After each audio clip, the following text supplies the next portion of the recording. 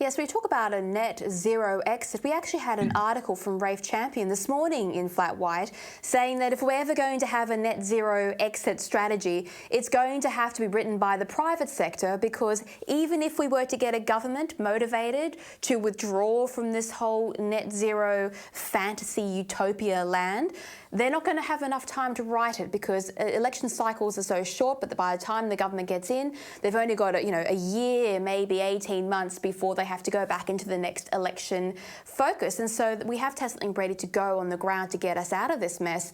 Now, do you think that an incoming government, say a Liberal government, might actually take seriously the problem that net zero is not the answer unless they do something radical like start building nuclear plants?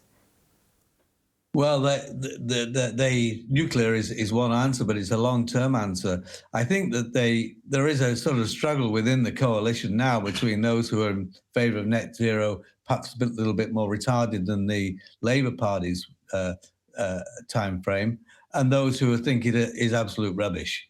But there's really even those who think it's rubbish daren't really stick their heads above the parapet, because basically the whole ideology of the place is that A, net zero is essential for the Western economies, and B, it won't be very, very costly. In fact, it might even be cheaper to go net zero because we'll use solar and wind.